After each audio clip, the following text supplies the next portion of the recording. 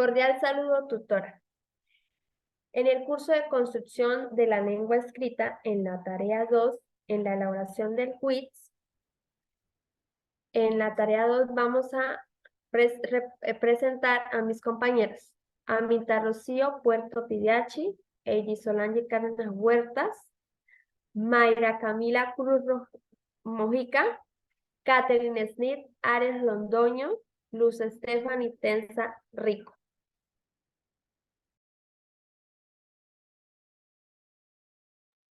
Bueno, ahora hablaremos como la secuencia en la lectura. Decimos que este es un proceso en el cual un individuo, una persona, desde antes de nacer, como que aprende cierta información a través del lenguaje, ya sea que éste lo escuche, lo mire o lo escriba. También desde el nacimiento el bebé empieza a realizar como su primera experiencia de lectura, en donde este se expresa a través de los llantos, los gestos o incluso el tartamudeo. En esta etapa pues se invita a los padres que generen que sus hijos señalen, toquen o incluso respondan de cierta forma a preguntas, ya que pues esto le permite como generar habilidades lingüísticas y pues un desarrollo social. También tenemos por otro lado el desarrollo y el aprendizaje del lenguaje. Este se da pues a través de las conversaciones entre padres, ya sea que estos le lean un libro, les canten o les hablen. Aquí pues se dice que este promueve como un vínculo afectivo y sobre todo pues el tema de la confianza, en donde los bebés se tranquilizan con el sonido y el ritmo de la voz de los padres. También decimos que a medida que el mundo del lenguaje se hace más presente en el infante, este ya empieza a darle un significado literal a las palabras, en donde este ya empieza a generar frases, sus expresiones empiezan a ser más concretas. Por otro lado, el niño empieza a transformar y producir conocimientos mediante la exploración y reconocimiento de su entorno, ya sea pues, a través de los libros, las interacciones, incluso pues las comunicaciones que tenga con otras personas. A continuación, mi compañera Rocío Puerto. Bueno, se dice también que la lectura es la vida, ya que desde su nacimiento, el bebé al hablarle, arrullarlo, cantarle, se construye una base emocional y cognitiva. Esto se dice porque la lectura es la que ayuda al niño a mejorar su capacidad lingüística, por lo que ayuda a mejorar sus habilidades y a transformar su proceso de aprendizaje. También nos dice que el dominio específico del lenguaje se ha transformado de la estimulación de los adultos por experiencias simples como leer un cuento, jugar, entre otras. Una fuente que fomenta el amor por la lectura. Entonces, cuando se dice que al jugar con ellos y leerles cuentos, el niño mejora su interés por la lectura, es necesario que como adultos le leamos o hagamos que la lectura, hagamos algo de la lectura divertido, ¿sí? Por ejemplo, que le preguntemos al niño sobre qué escuchó, los personajes, eh, algo que motive a los niños y que los haga felices. Así que, eh, es así que para que los niños aprendan se necesita de un vínculo afectivo, amoroso y confiable, tanto del padre como de la madre y de los familiares más cercanos de su institución. Entonces, también aquí vemos como, por ejemplo, debemos leerles en voz alta, en voz clara, para que ellos puedan aprender a comprender lo que se está leyendo.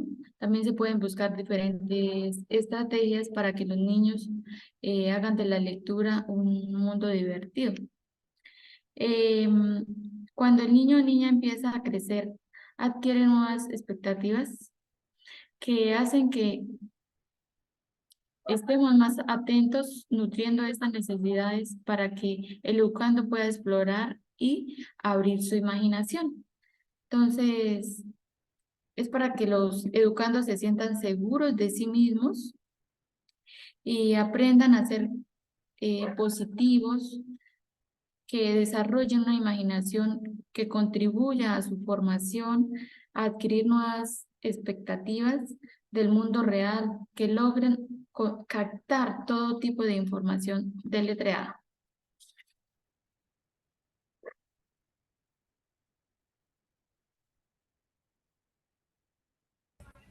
Bueno, en cuanto a la escritura, entonces encontramos tres puntos fundamentales: la hipótesis, los niveles y el aprendizaje.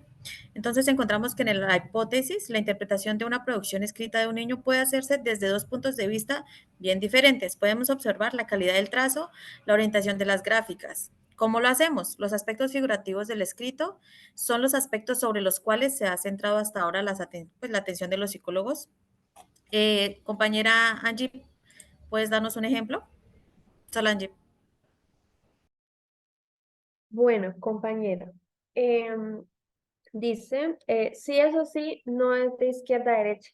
Sobre la escritura de los niños y las niñas es más en el eje de la estimulación manual, llevando como juegos de ejercicios de trazo. Pueden utilizar como juegos de em, harina de trigo. También podemos utilizar juegos didácticos de trazo que pueden estar consigo con el alfabeto, o sea, con el abecedario. También podemos utilizar los números, las vocales, y en las cuales van estimulando su aprendizaje cognitivo y motriz. Gracias. Bueno, en los niveles encontramos tres tipos fundamentales que son distinguidos al interior de los cuales posibles subniveles. Entonces, encontramos el primer periodo, que está caracterizado por la búsqueda de parámetros distintos entre las marcas gráficas figurativas y las marcas gráficas no figurativas. En el segundo periodo, encontramos que está caracterizado por la construcción de la diferenciación entre los encadenamientos de letras, jugando alternativamente sobre los ejes de diferencia cualitativos y cuantitativos. En el tercer periodo corresponde a la fonetización de la escritura. Compañera Solange, ¿me regalas un ejemplo, por favor? Bueno, un ejemplo puede ser a la hora de hablar de las letras y de los números, en las cuales podemos utilizar canciones que puedan mastibular a la hora de pronunciar cada una de las letras o números. También podemos utilizar imágenes, ya sean como la silla, guitarras o palabras claves que pueden ser muy importantes para su pronunciación. Muchas gracias. Bueno, y en cuanto al aprendizaje, entonces decimos que es un nivel de comprensión de lo escrito. El niño encuentra y debe resolver problemas de naturaleza lógica como cualquier otro dominio del conocimiento. Entonces, entendemos que en el caso particular de la lengua escrita, la naturaleza compleja del signo lingüístico y de su relación con el referente hace difícil la elección justificada de los parámetros privilegiados en la presentación. ¿Me recuerdas un ejemplo, Solange, porfa? Bueno, un ejemplo puede ser Valeria, de 4 años, escribe su nombre con 6 letras y después declara que va a escribir el nombre de su papá, pero con letras grandes, ya que el nombre de su papá se detalla de forma del tamaño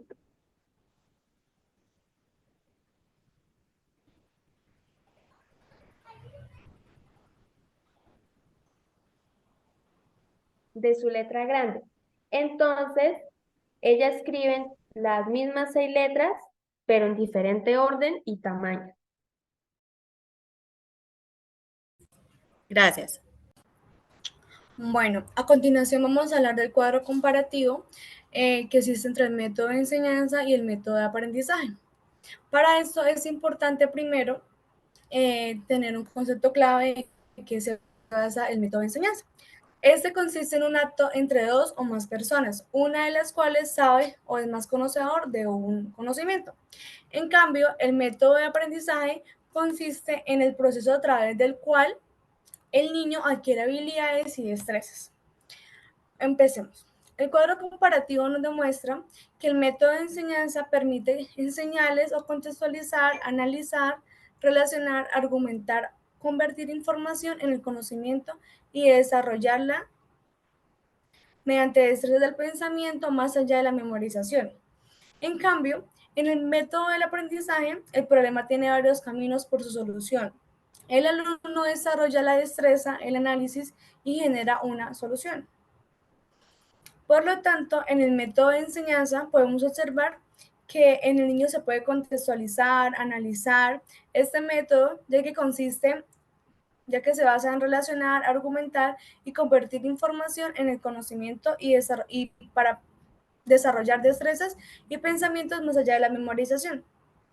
Al contrario, o en relación al método de aprendizaje, siendo este un proceso que contiene varios caminos para la solución de problemas, donde el alumno desarrolla destrezas en el análisis para así mismo poder generar una solución oportuna al problema. De acuerdo al método de enseñanza, la integración de mecánicas y dinámicas como el juego, videojuegos, entornos lúdicos, con el fin de potencializar la motivación, la concentración, el esfuerzo y la fidelización de otros valores positivos comunes como son los juegos. Esta integración dinámica de juegos en dichos entornos es un fenómeno nuevo, pero el crecimiento es exponencial, ya que el uso de estos videojuegos permite que los niños vayan despertando cierto interés en el ámbito educativo.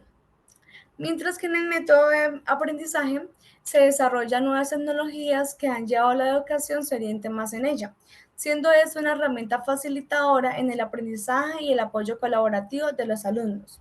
De esta manera, logrando atracción a las nuevas tecnologías que han llevado una educación orientada. Bueno, entonces teniendo en cuenta el método de enseñanza, también es posible decir que en este se construye en los estudiantes un impacto positivo, ya que permite mejorar la atención y la adquisición de conocimientos, siendo el objeto de este método cada miembro del grupo. En el método de aprendizaje, vemos que este método consiste en que cada persona descubre los conceptos pertinentes para luego relacionarnos unos con otros. De esta manera se puede adoptar y mejorar de una manera de pensar más subjetiva.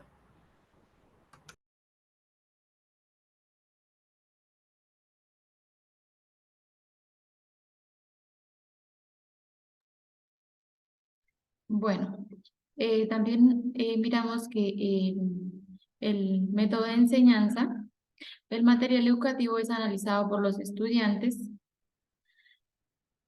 desde casa, luego se trabaja en el aula. El objetivo se basa en optimizar el tiempo en la clase para dedicarlo instrumentalmente a las necesidades especiales de cada alumno y al desarrollo de sus proyectos. Entonces acá los niños pueden utilizar un aprendizaje basado en competencias de juego, trabajos de pensamiento, de modelos que construyan una enseñanza constructiva para el estudiante, ¿sí? Al contrario del método de aprendizaje, el estudiante comprende que los conceptos, siempre cuando el profesor o tutor sean quien los guíe el desarrollo del proceso o habilidades a ejecutar. Aquí los niños y las niñas se basan en ver, en escuchar a través de los movimientos del cuerpo, en sus presentaciones, también en el juego. Es muy importante para mejorar los resultados, por ejemplo, los dibujos, el estudiar en grupo. Los alumnos adquieren conocimiento y habilidades a través de la elaboración de tareas que brindan respuestas o problemas de la vida real a partir de un problema real y concepto que es posible garantizar un proceso de aprendizaje más didáctico. Entonces acá lo que nos quiere decir es que los niños a través de trabajar en grupo, de tomar decisiones por sí mismos, logran una creatividad que motivada por sus padres o profesor logran adquirir sus conocimientos. Entonces es de tener estilos de enseñanza. Por el contrario, el método de enseñanza se basa en recordar, memorizar y comprender, y no se necesita un previo relacionamiento con contenidos. Este aprendizaje, según lo que se entiende, es que la repetición constante se caracteriza en los niños para que ellos puedan memorizar a largos plazos como por ejemplo los números que uno les va enseñando y ellos van captando y luego van aprendiendo. Por lo tanto, es posible considerar que el método de enseñanza es como aquel elemento movilizador de los componentes cognitivos, psicomotriz y afectivos que relacionan entre sí para la estimulación individual y colectiva. Contiene un sentido lógico y unitario en la estructura del aprendizaje, se construye a medida de la secuencia de actividades que el profesor y el estudiante desarrollan dirigidas a alcanzar los objetivos. Asimismo, el método de aprendizaje se basa en las formas que los estudiantes adquieren, procesan la información. Algunos de los métodos de aprendizaje fundamentales para el desarrollo del contenido son visual, auditivos, escrito, sinestésico y monitorial.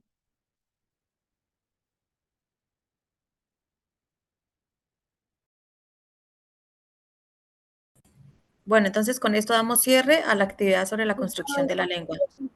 Chicas, qué pena, pero el cuadro comparativo quedó mal. Porque